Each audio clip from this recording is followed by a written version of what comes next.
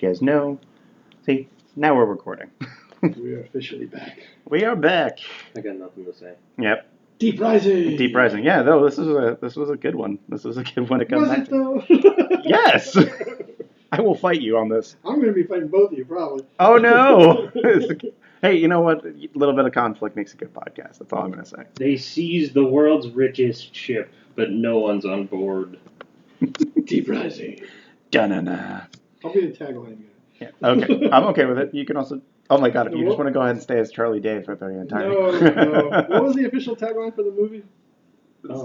Full scream ahead. Yeah, Full scream ahead. How is that not on the VHS? Yeah, the VHS box has nothing but like critic reviews. Like at the very top on the box it says a slick, entertaining action film. So if I had one criticism, it would be that it is not first-rate special effects. Yeah. Los Angeles Times. When did it come out? 1998? 1998.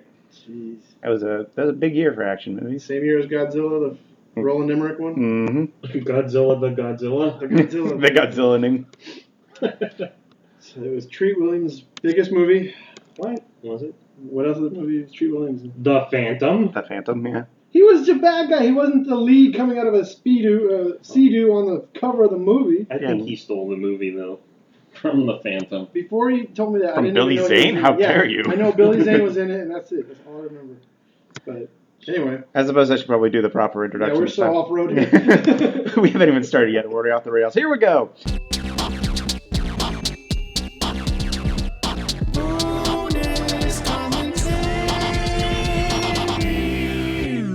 Welcome to Bonus Commentary. This is my weird little slice of the internet where I like to talk about movies with my friends. I am joined once again by Ed. Hello. And Sean. Hi. Yep. And as you might recall from the previous episode, I've actually brought them back on to talk about a movie I was actually hoping we would do for Pacific Rim. We did Pacific Rim anyway, but I really enjoyed doing that. And then we kind of like afterwards boiled it down after everything was said and done. We were like, you guys want to do Deep Rising after this? Because that'd be great. Heck yeah. And sure enough, and it sounds like we might actually have a little bit of contention here. So yes, maybe I should describe the movie first, and then you guys can rebut and say how great and awesome it is. All right, so Deep Rising is a 1998 movie that I saw probably like early 2000s, probably at home, because I never saw this in the theater. But it's basically about a group of mercenaries who go to find... You're going to get the great description. I'm just going to tell you what I find. It's Stephen Sommers' movie before The Mummy, where Treat Williams leads a bunch of mercenaries onto a boat with rich people, and there's tentacles and monsters. And all I remember from it was there was a tentacle monster that eats people, and they try to get off the ship in a giant Sea-Doo at the end. And I remember enjoying it then, but now watching it, it's not holding up for me. Okay. The effects are kind of dated, is one thing. The body horror stuff, I guess that's what was appealing, because that holds up. That's pretty nasty still. They don't do that much anymore as far as like people being eaten inside things and stuff like that. But yeah, that's generally where you eat people. Yeah, it's from the inside. Yeah, but we get to see all the... Yeah, but then it spits out all the skeletons just for effect? It drinks them. It drinks them. And then spits out the bones, which is kind of like a weird way bones. of saying, yes, you're being eaten. But then they like, for dramatic effect, the guy comes out after they shoot one of the tentacles open so we can see him slowly look at his decaying body and missing pieces. And look, we got some green screen skull and stuff, and this is what we could do back for in 98, though, those were some good effects. Yeah, that skull was well done compared to some of the other shots. But it is just basically running through corridors, one gets eaten at a time, and then eventually they leave. And after they shoot a giant monster that's half done in effects. I don't know. I enjoyed it a lot more back in 2000 than I did today, but all right, okay, I'm spoiled. So okay, all right, that's sell it, guys. Everything you said sounds like greatest movie ever. Yeah, I'm gonna have to agree with Sean on this one. I watched this one with my family when I was like 8. We rented it from we rented it from Blockbuster twice, and I just loved it. Every time we went back to Blockbuster and nobody could come up with a good suggestion that week, I'd be like, but could we get Deep Rising though? All right, we're getting Deep Rising again. Cool. So I've tortured my family with that one. And that was the last, like, I want to say 2000, I don't know. I Yeah, remember. see, it was after its release. Its initial, yeah, definitely feels like it was a rental movie at that time. So this is how you saw it. This is how I saw it. But now I want to hear Sean's story. You make it sound epic. Yeah, Dude, you sold us all to watch this. Come on. I just had the VHS sitting out. it's true. He did, and that was all the reason in the world I needed. But it's your favorite movie. Not my favorite movie, but it is the greatest movie ever. But so is Clue. All right, don't get off track. Talk about Deep Rising. Tell us about. Do you want me to read the back of the box? No. Yes, actually, please read the back of the box. Buckle up for edge of your seat excitement with the explosive. Oh, sorry, hold on. My eyes, I'm old. Buckle up for edge of your seat excitement with the explosive hit Deep Rising, an unstoppable high seas action thriller that moves at full scream ahead. There it is.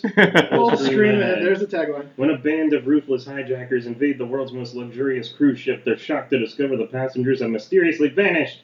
But that doesn't mean that they are alone. Something terrifying is lurking just out of sight. A deadly force from the unexplored depths of the ocean that begins to snatch the horrified intruders one by one. Treat Williams, The Devil's Own. There's another movie for you. And sexy, I cannot say her name. Famke Janssen. Famke Janssen. GoldenEye, Rounders, leads a group of survivors who must overcome incredible odds in their breathtaking battle to escape the doomed ship alive. First-rate special effects, Los Angeles Times. And that's how you properly summarize the movie I just did earlier. I mean, yeah, that sounds substantially better than Ed's description. There's a lot of same beats in there, but yeah, they did it much more eloquently. Yeah, That's why it's on the box. Yeah, and I would say that holds up. This does actually say sexy Famke Janssen. Sexy Famke Janssen. Wow. Product of its time. You can't do that anymore. It's because people aren't sexy anymore. You can't be sexy. That's offensive.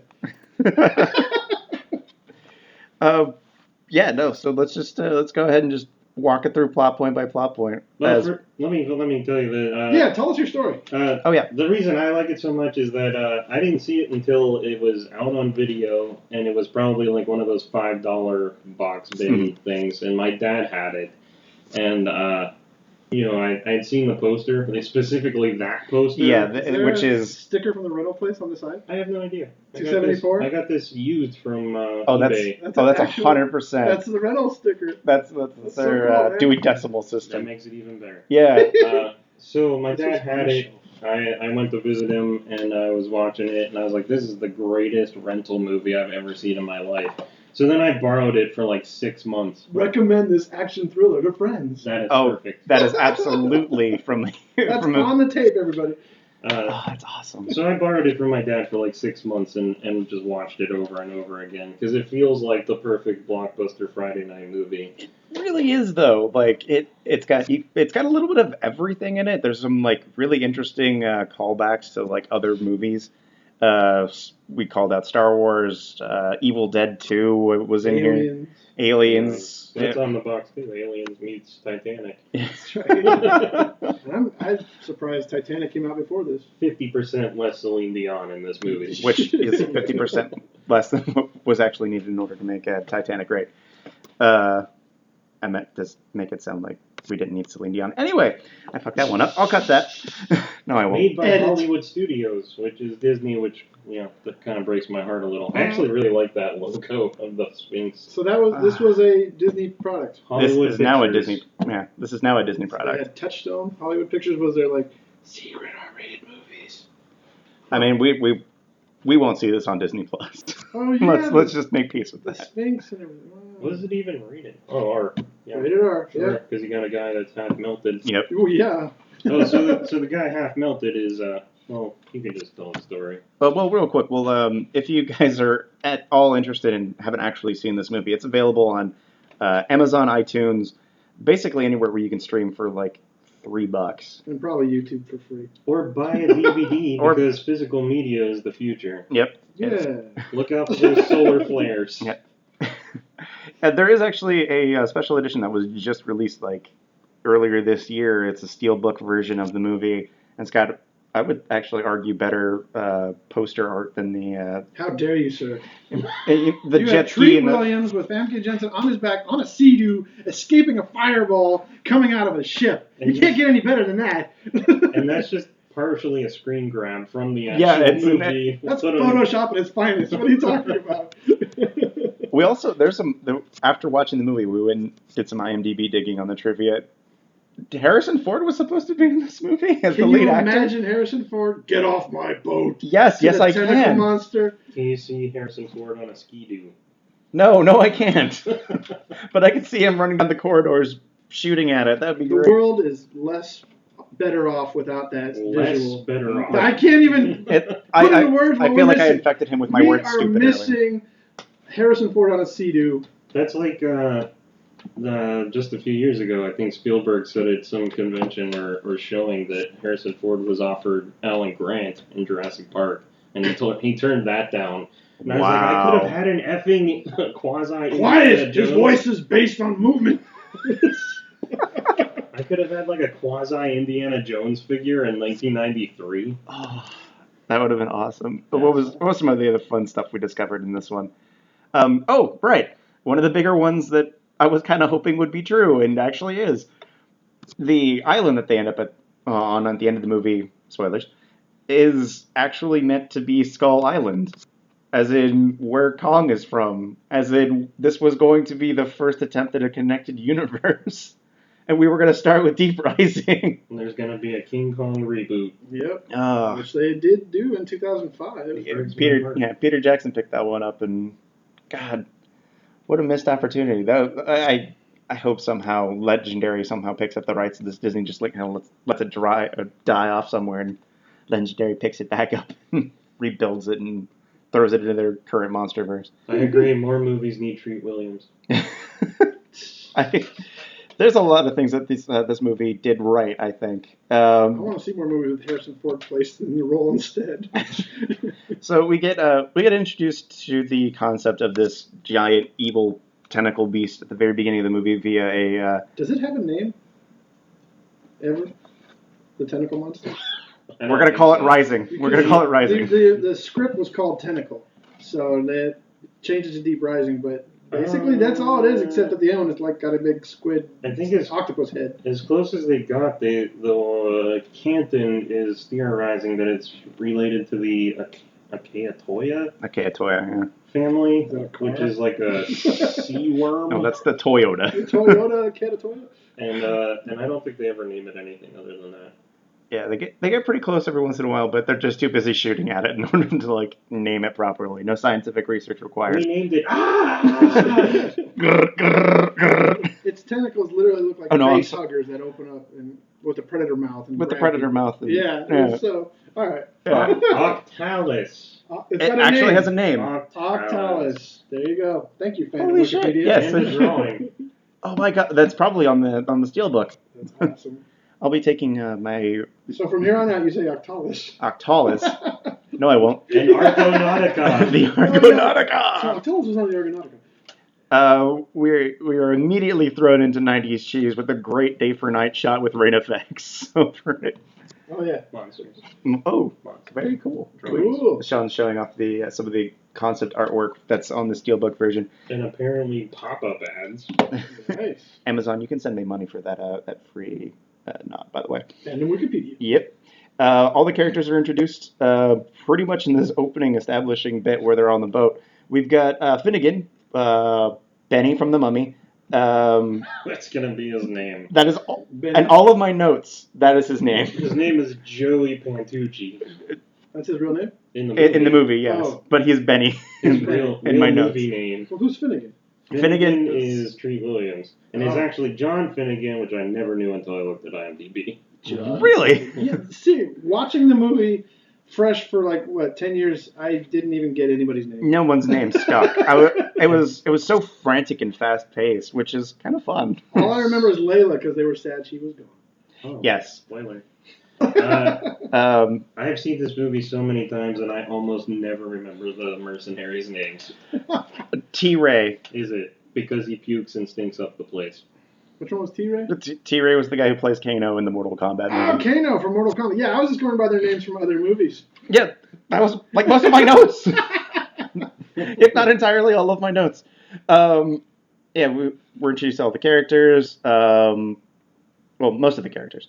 We also cut forward a little bit further into the introduction of the Argonautica, which is basically the interior is the mixture of every Asian culture. It can't quite stick to anything. And they wanted to establish that everyone on that ship is rich and evil, so it's okay if they get killed. Yeah, immediately not even worried about it. Can you set that up? It's the richest. Oh yeah, richest cruise ship ever. If a cruise ship could hold money and property.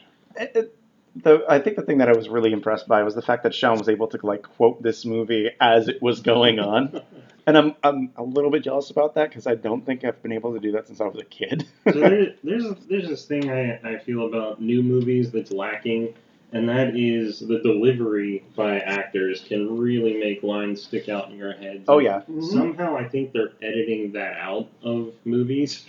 Like, just the way John Hammond will say, "It's a ride," and you're like, that sticks with you, and people quote that, and it could be just a nothing throwaway line, but people will remember it based on how the actor is delivering it.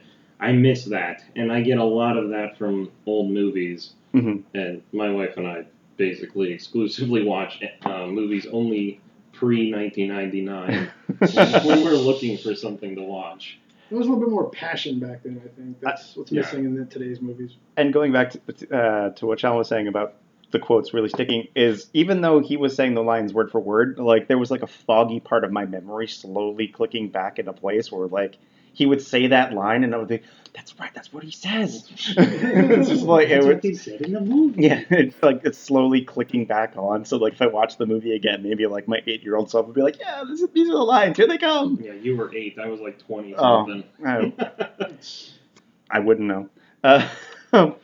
But yeah, we also get introduced to the cannon fodder, as I named them, which is all the other mercenaries who all you would recognize. You recognize all of these mercenary guys. We have, as previously mentioned, Kano from the Mortal Kombat movie. Yep. The dude from Guardians of the Galaxy, Star-Lord guy.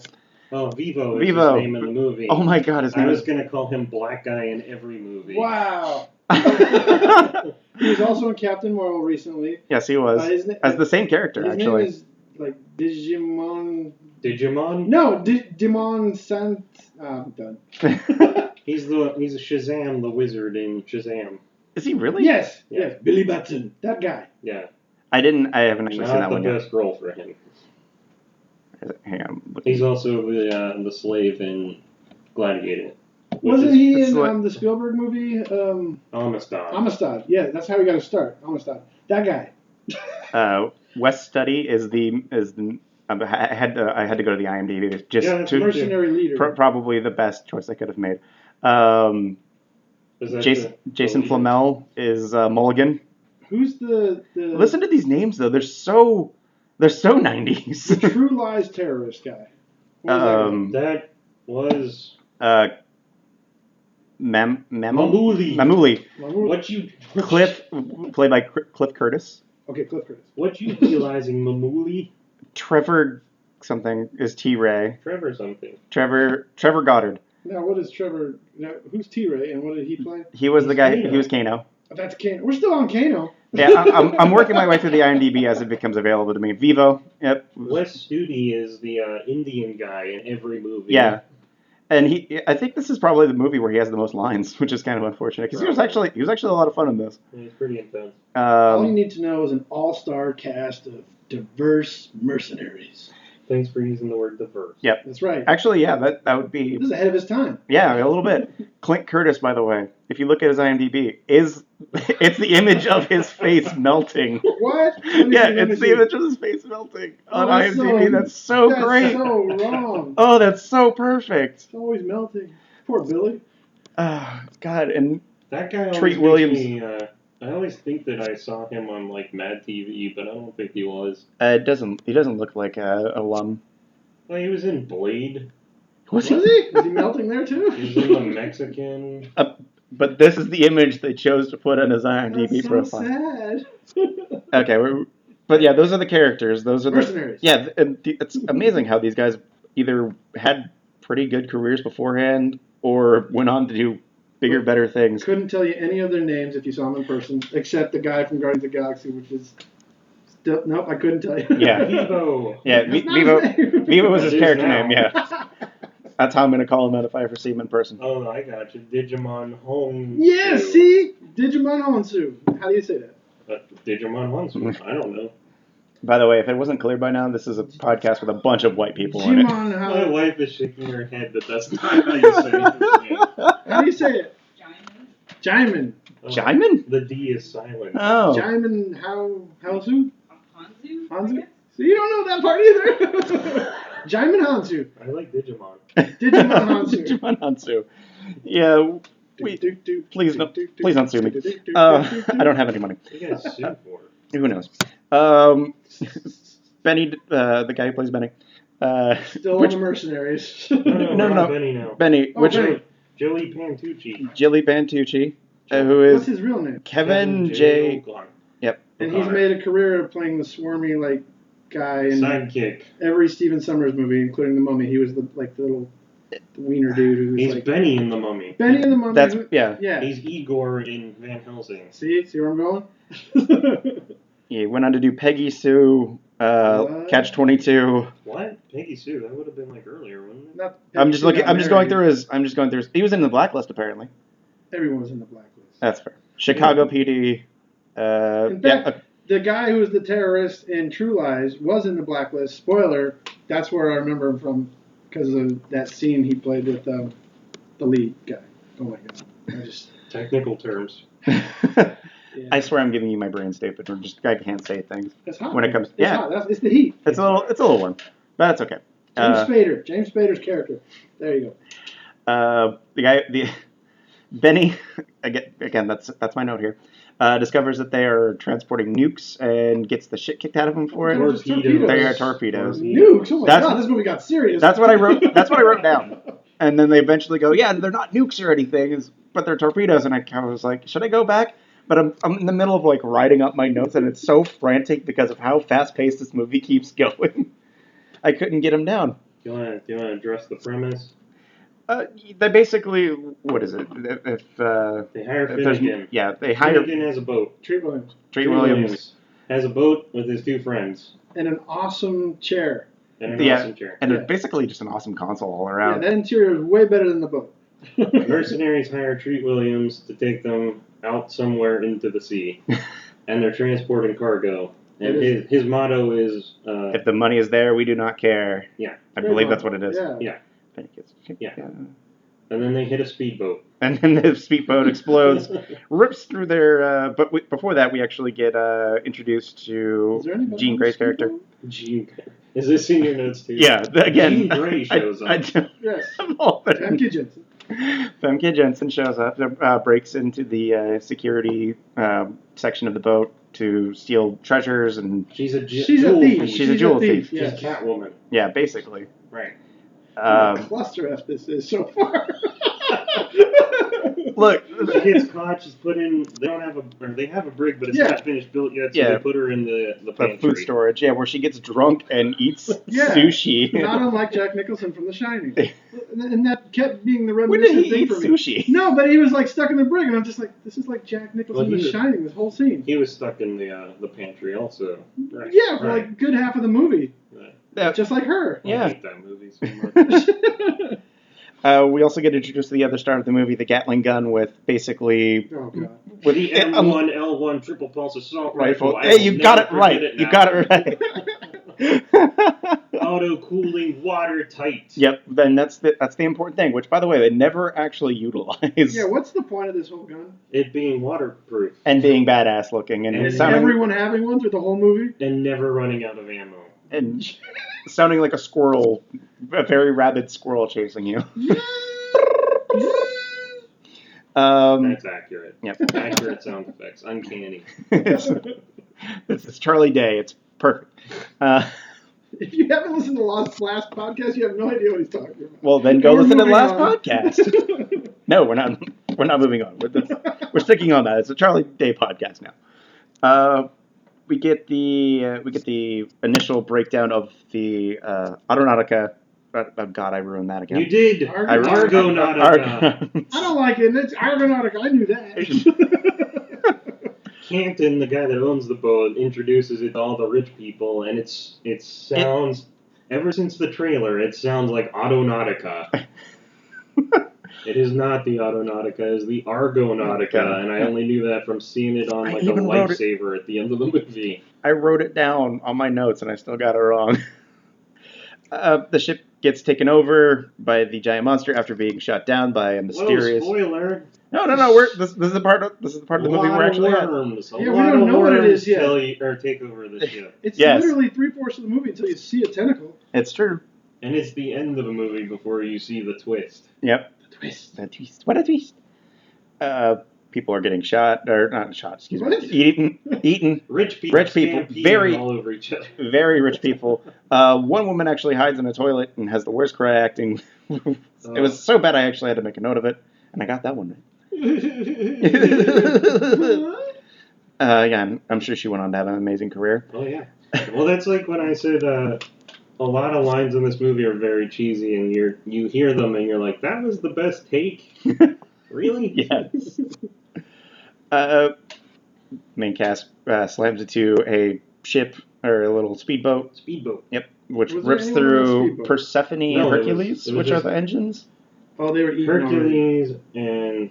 Oh, you just messed me up. I had it. Oh, I ruined it. It's not Persephone. It's another goddess. Anyway, the engines are ruined. The speedboat fell off of the cruise ship whenever the Okay. creatures stopped the I forgot his name. propeller. Argadon? Yeah, we already. Aqualon. Yeah, it's already gone. Yeah, that was 20 minutes ago. We're living in the now. Steve, the octopus monster. Rising. Octalis. Octalis. Of course.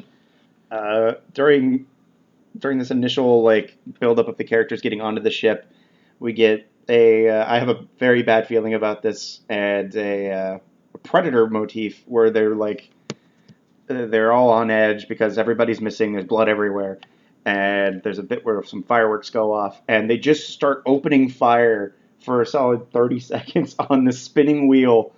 Realize that they're doing this, stop and smile at each other, and continue to fire their guns. Because shooting guns is fun. Yeah, endless rounds, by the way. Endless rounds. So I think I only see one person ever reload, and I don't understand the mechanics of the gun.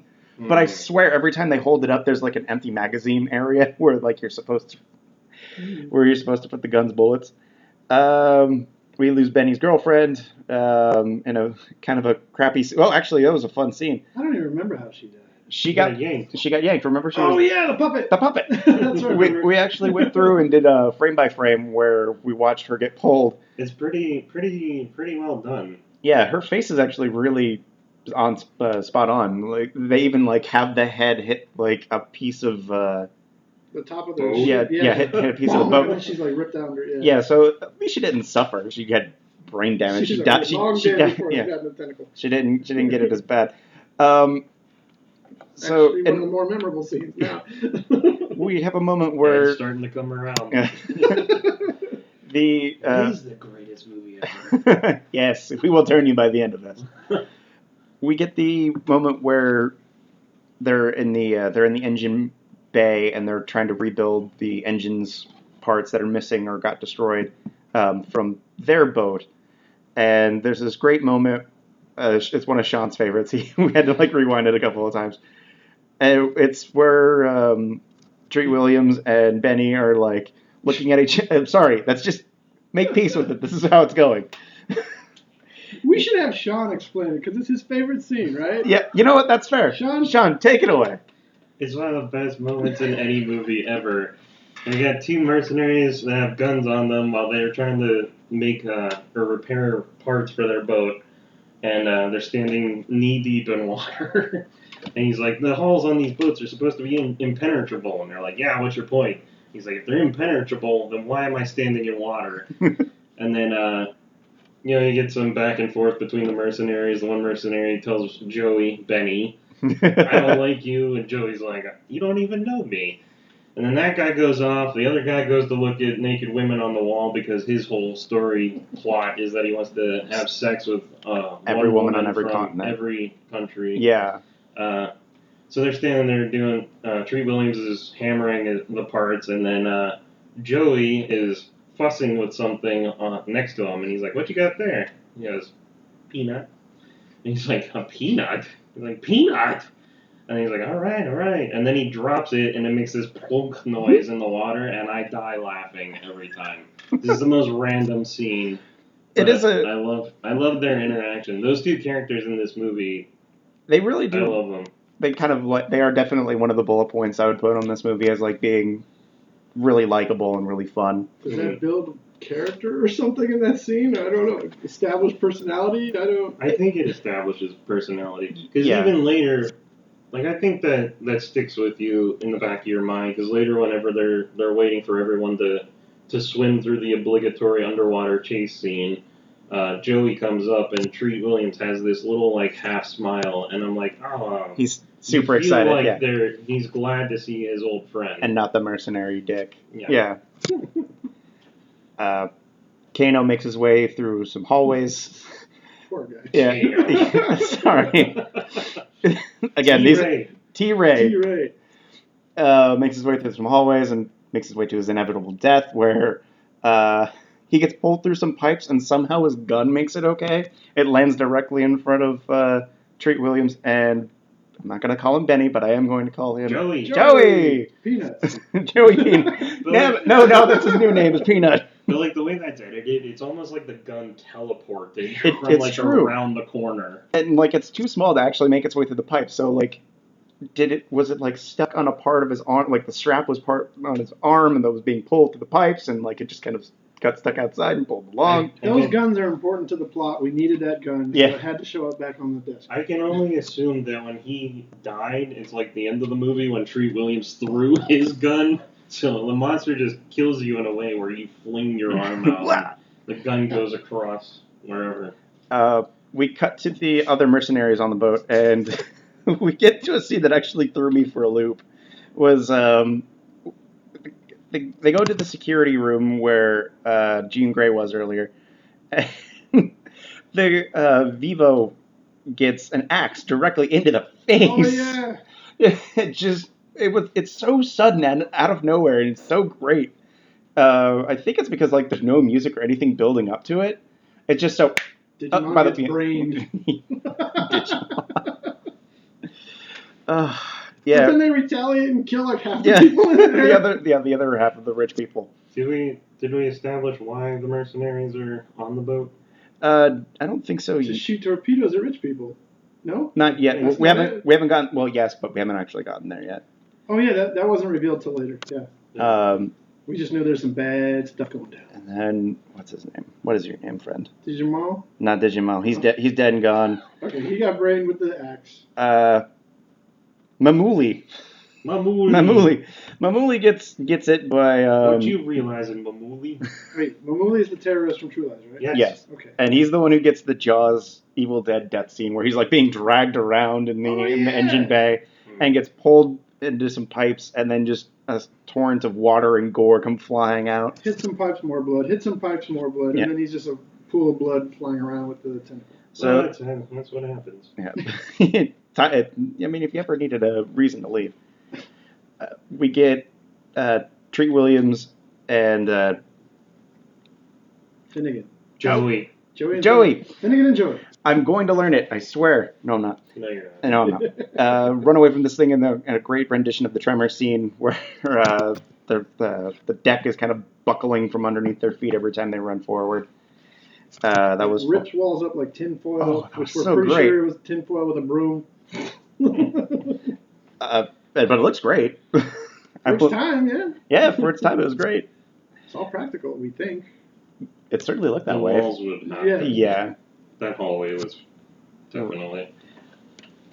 Was that the scene with all the? I didn't even cover that. But yeah, that's the same hallway. Like room thing where all the bodies are on the floor, and the whole reason this whole thing gets started is because one of the other guys just steps on a skull and it collapses underneath them. Oh yeah. Yeah, and that wakes them up enough for them to start chasing. Crunchy, squishy skull. Yeah, that was a cool scene. Like the corridor effects with all the skeletons and melting bodies, and the eyeballs were still there for some reason. Yeah, something about the skeletons in this. They're all like kind of juicy because we find out. Do we want to tell them later? Yeah, no, it's fine. They've seen it or haven't. The tentacle basically sucks your juices out. It drinks you alive. So, but then it spits out your bones, and you're all like juicy bones. Yep. That's Juicy slobber. Bones Jones. It's just an excuse for cool special effects. Yeah, and they were certainly cool special effects. I particularly enjoyed the moment where, Girl from Ipanema.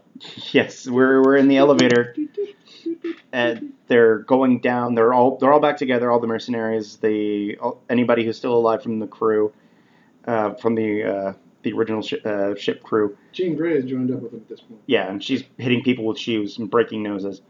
Yes. Taking names. Yep. Better. Joey gets a real. Joey Yeah, just she takes doesn't up like him from the abuse. beginning. Yeah, she just kind of kicks the shit out of everybody, and everybody kicks the shit out of him. So. But totally enamored with Treat Williams' character. Yep, for no reason other than that he stares her up and down, and that is it. It's the hair. It's the Yeah, hair. Perfectly coiffed. James. We may have said that in the exact same tone, too. That came in real loud in the headphones. I was going to say while we were watching, when they came back later after diving into that pool of water to get to the other side, his hair was still perfectly coiffed and dry. And everybody else was all wet. Even Famke Jensen was still wet, but he was like... It's the power of Treat Williams. That's right. I'm going to make that a meme. Girl from Ipanema. Girl from Ipanema. They're in the elevator. They're careening to their deaths. It comes back. Everything comes back on. And a little bit of music comes on. It's a very nice little... And Treat Williams asks the very obvious question, what the hell is that? He goes, the girl from Ipanema. It's even in the trailer. It still makes me laugh. Which gets stuck in his head, and he'll continue humming. Just sing it. There's that bit later. So we've already covered this. The ship's captain reveals that he was the one who was trying to destroy the ship via... The captain? No, the owner. The owner of the ship, excuse me. What's his name? Canton spent too much money building the most luxurious cruise ship in the world, and then screwed up on the math and realized that it was going to cost more to keep it running than he would ever take in. So then he was going to have it sunk for the insurance money, which is where the mercenaries come from and why they have torpedoes. And also the grand reveal of the creature itself. We get this. What's it called? What's the name? Octalis. Rising. Yes, Octalis. Octalis Rising. That should have been the title. That sounds way better. Octalis Rising. Which is supposed to be a mutated sea creature, as we discussed earlier, that drinks you alive. Sea worm. The entire group does their best impressions of the Resident Evil group trying to escape. It's dark corridors. They hold on that pipe that I was expecting to actually do something later on in the movie where it's just the word flammable on it. I was expecting them to turn around and shoot at it and use that as a form of escape, but they never actually do anything with it. Our budget only goes so far. Harrison Ford quit, so the budget got halved. Get off my boat. And that's when we get to the alien resurrection scene, as I've labeled it here, where they have to make their way underwater and make it to another room on the other side.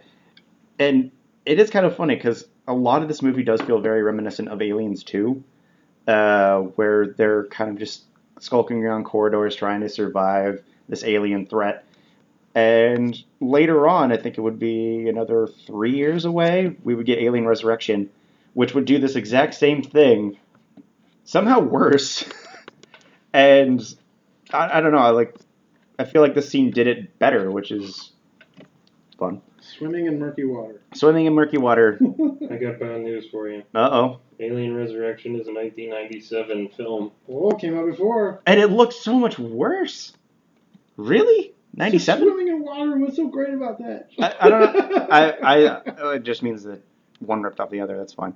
Okay, well, that was my mistake. I'm fine with it. This is the greatest movie ever. So. Yeah. They go into like a stockade of some sort, or not stockade, excuse me. Kitchen. Food stores.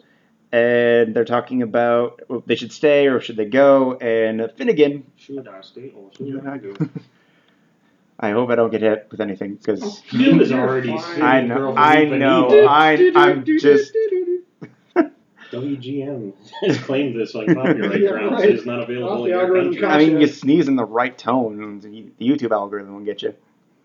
We get the fish story, which is actually kind of octopus. Yeah. The fish gets put in the bottle It's sealed airtight, and an octopus is put in the room with that same bottle, and eventually cracks it open and sucks that fish's brains out. And the moral of the story is that's what's going to happen to them if they stick around. It's this movie's Quinn story from Jaws.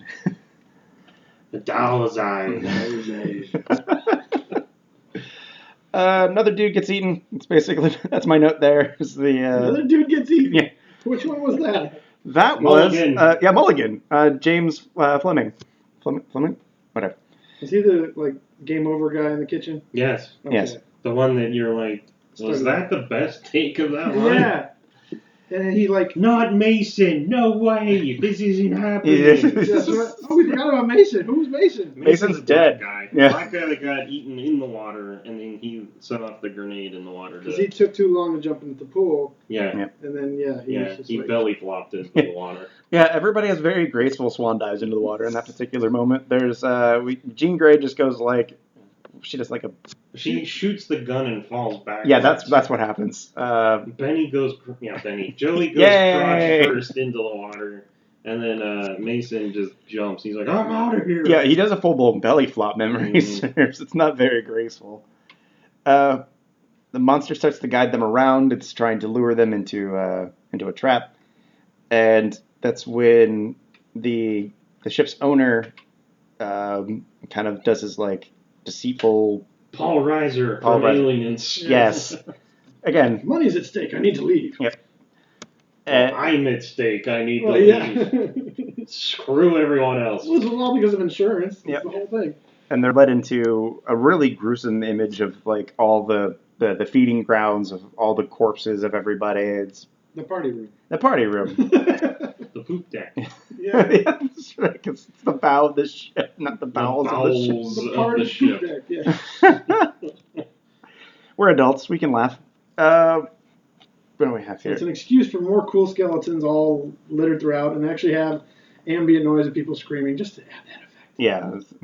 People may have died here. Just walls covered in gore, I'm bodies. just saying, it would have been even more awesome if they did this in current times. You'd actually have writhing bodies that are still half alive. That would have been extra nasty. That would have been extra nasty. I'm not sure they were trying to scare anybody with this one. They just wanted to have a gruesome image, I suppose. I mean, it's still Disney. Well, not anymore. Well, I mean, it wasn't then. At the time. Yeah, it is now. Yeah, I think Hollywood Pictures is defunct now, though, right? Didn't they So close it's it down? Yeah. Oh. No, I didn't know that. Just like 20th Century Fox. Yeah.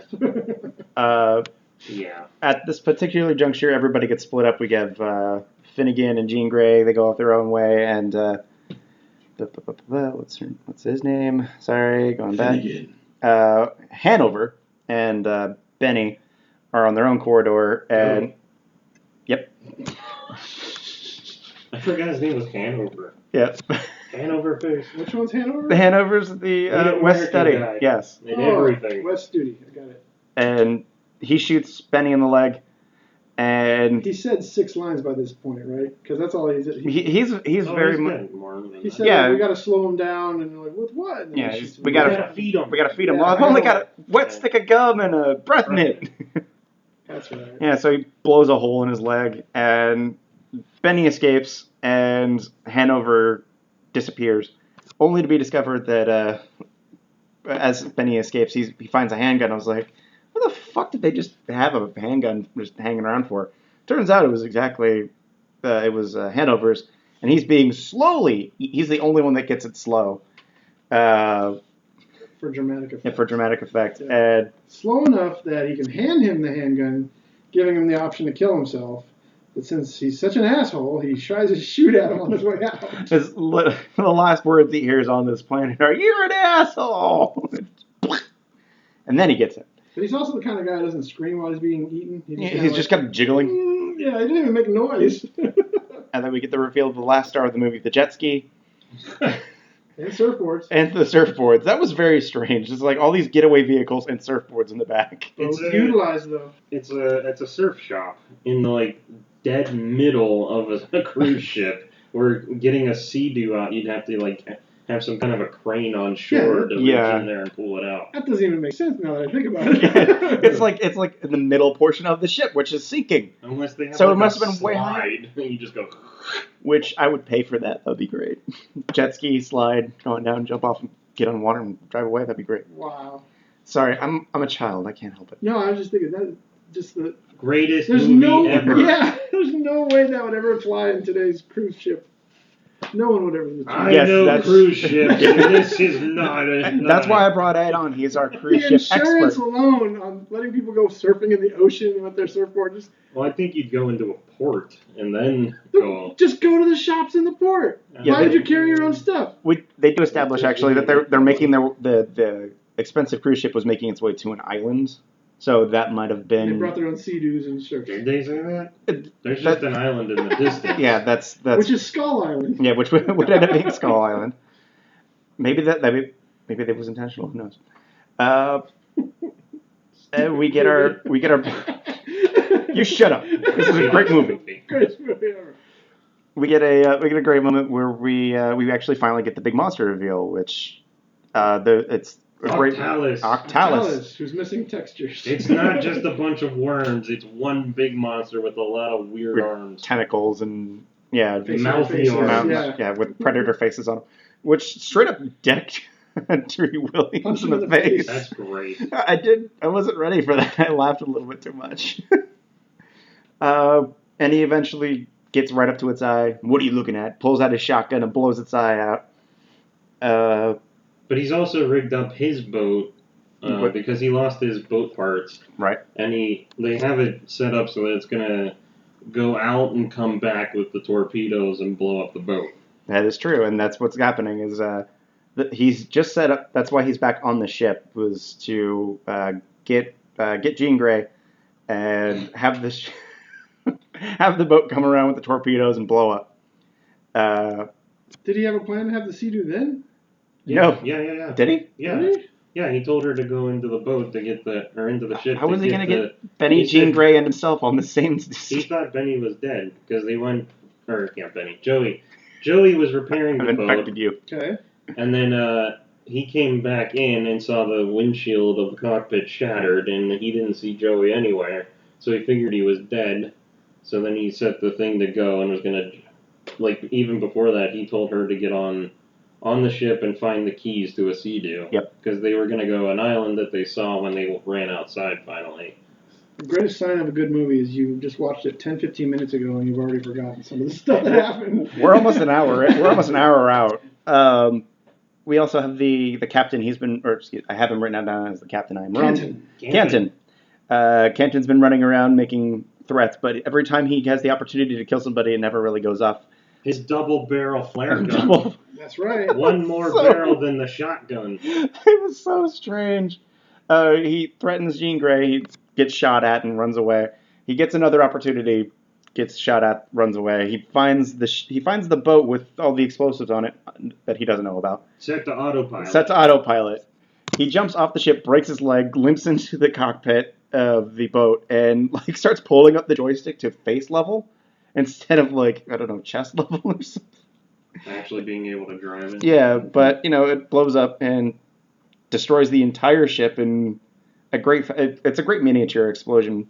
The ship blows up like there was gas littered throughout the entire ship. I mean, it's Independence Day level explosion. We store the gas in the walls. Exactly. The whole ship itself is made of nitroglycerin.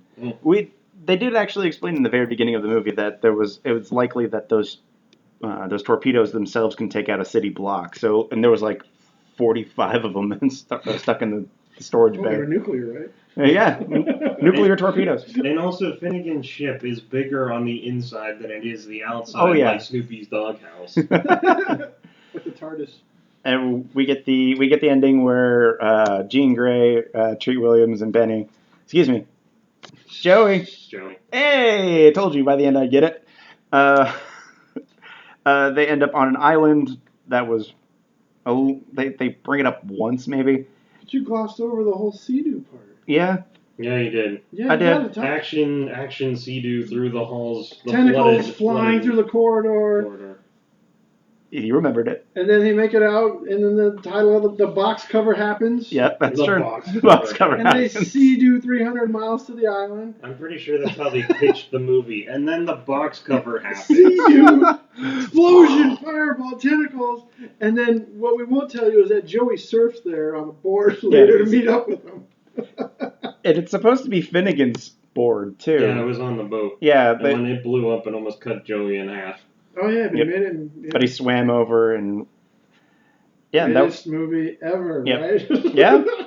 we get the reveal of Skull Island at the very end, and that's when they roll credits. It's Joey's fault, too, because, like, in the middle of the movie, he's like, can I ask you, can it get any worse? And then the lights go out.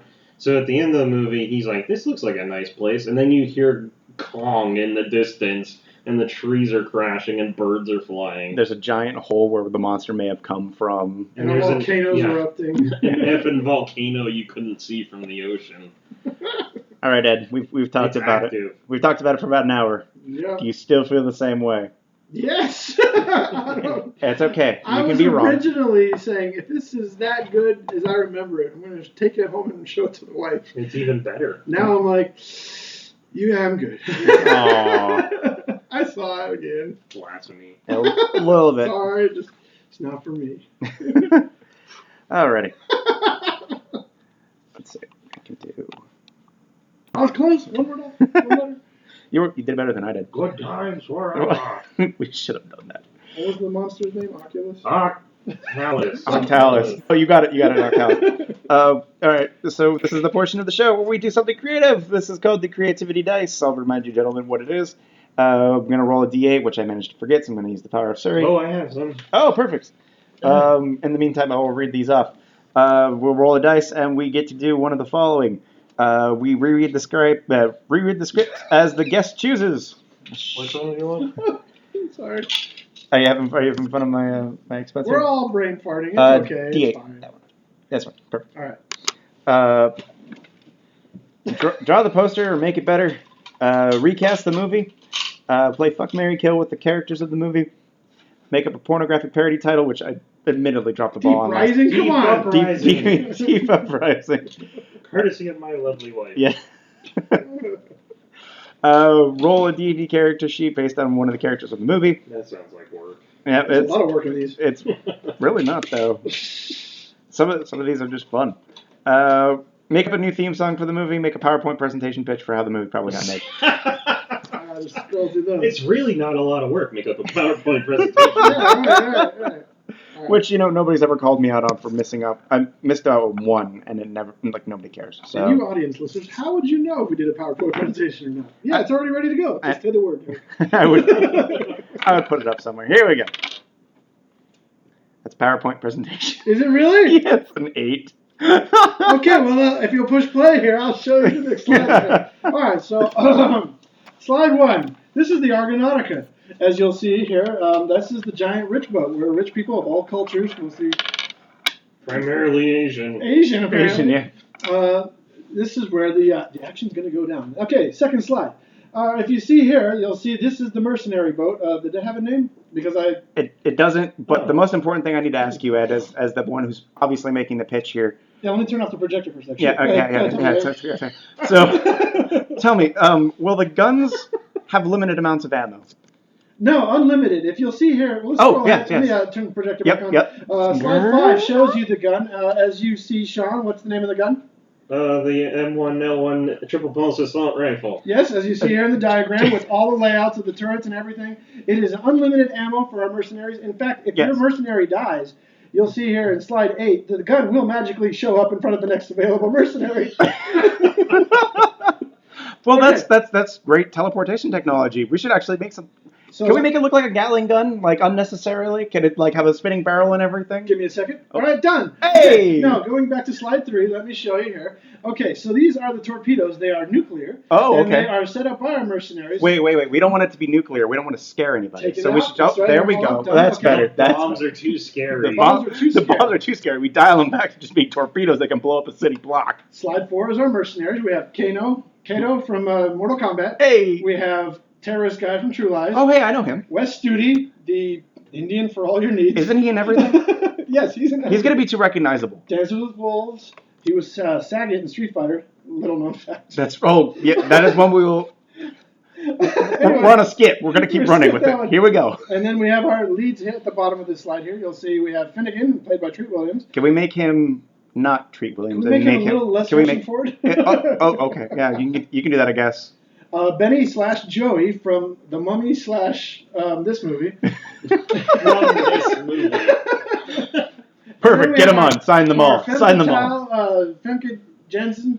Jenke Fenken. Jean Grey. By the way, that's how it's actually spelled on the slide here. So let me get ahead here a couple slides. All right, now we're on slide 9 where the action's taking place, where we end up on the ship. We've already crashed over a speedboat, and now we're into the Arconauticon. Close enough. Keep going. And then, okay, so now our heroes we're trying to find out what happened on the ship. Next slide. Scary skeletons. We want to add at least 3 scenes in this movie. We have scary skeletons with blood and gooey. Can we actually make them a little bit more visceral, please? Is there any way we can have like... shade here, let's leave all the eyeballs and all of the skeletons, if you will. Put some Vaseline on the projector. Yeah, skeletons. Hey! Visceral means more juicy. That's more true. Juicy. And then we're going to go through each mercenary one at a time, dying in a horrific way by our giant tentacle predator facehugger monster of tentacles. I said tentacle twice in there. Tentacle. Well, there's lots of tentacles in this movie. It's true, but you only see them about halfway into the movie for short periods of time because the CGI was bad at that time. And they do have spikes that no one You ever mean used. at this time? At 98. Yeah. Well, they use the spikes. The last guy, the Native American gets Gets eaten. This is the most PC episode ever. No, that was the tentacle face. That was the. I'm talking about on but they the got actual the spikes tentacle. that come like that. I'm talking like the showy ones. That That's were just for show. Yeah, just for show. They would always go through corridors very smooth. All right, next slide. And then here you see the timeline of events where all the characters one by one get picked off. Oh yes, very clearly. For good story sequence, and then here we have the obligatory water jump through sequence so we can get to the next part of the ship. Next slide here, you'll see the party room, because I'm going to skip ahead a little bit. The party room where the action is, where we have our second giant scene of gory, sinewy skeletons and bodies. Is it possible we can make them scream? Yes, we'll add a depth here with audio of people screaming at us. Excellent. Nothing to do with it, just to show you that some shit went down here that went really bad. Actually, I want one person alive. Yeah, that's what I wanted. All right, next slide. And then we will have our big showdown with the giant Oculus? Octalis. I can't see. That's in my glasses. So Octalis, we have the big fight here, and then what we're going to do is we're going to have Treat Williams' character get picked up and get punched in the face by one of the tentacles. Just because it's 98, man. That's the way. That's the way you do it. We wanted to. Welcome to Earth. Yeah, exactly. We wanted our moment here. And then Welcome to the Argonautica. Yes, and then we're going to have the double-barrel shotgun from Terminator show up at the... I need it to be a flare gun. Yes. No, that's the bad guy. That's our Burt character. Right, but I need it to be a double-barrel flare gun. Double-barrel flare gun. That's what I need. No, that's what needs to happen in order to make this movie go. Yes. Okay, green lit. Boom. Done. No more slides. I don't need to show you anything else. We're movie made. Greatest movie ever. Greatest movie ever. That's the tagline. We'll make it King Kong, and we'll make a new movie with. We'll make it King Kong. And that's how it'll end. The end. I'll admit, Ed, thank you for taking that from me and just running with it. That was great. That was. Hold on, I'm turning off the projector now. It's getting hot in here. Oh. It's hot. It is very hot. All right. Yeah, and that'll be the end of this particular episode of Bonus Commentary. Guys, thank you so much for joining me. Is there any projects you guys would like to shout out? I just started a new job, so no. Okay. That is fair. That is a fair.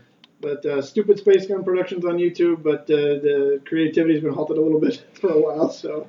New job. Yep. Yeah, that'll do it. Sean, how about yourself? You doing anything fun?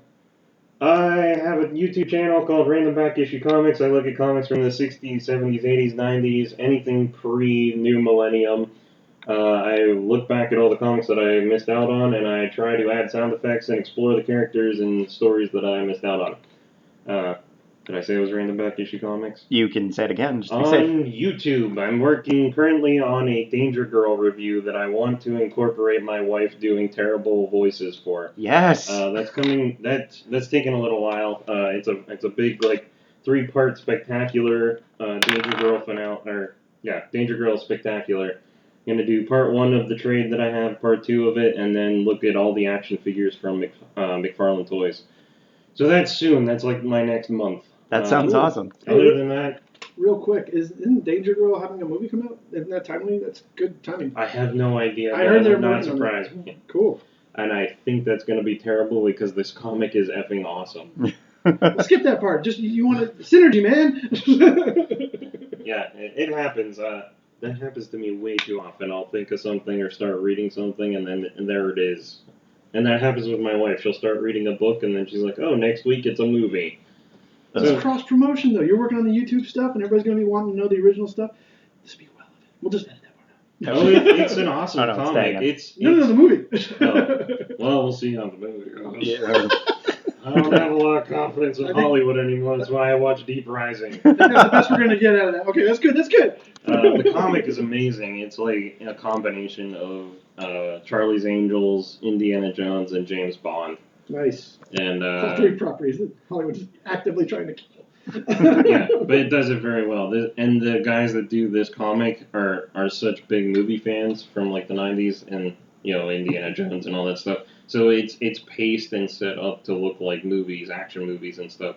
So like you have the prologue of the comic. I'm off. That's okay. Off track That's here. Okay. You have the prologue of the comic that introduces the Indiana Jones type girl, and then right at the big explosion, like kind of like a James Bond movie, will have the prologue little intro action scene with the explosion at the end of it, and then it goes into the credits. It does this in the comic, and then there's like a double page spread that has like naked girls and like the titles over it, and you can hear James Bond in your head as it's going.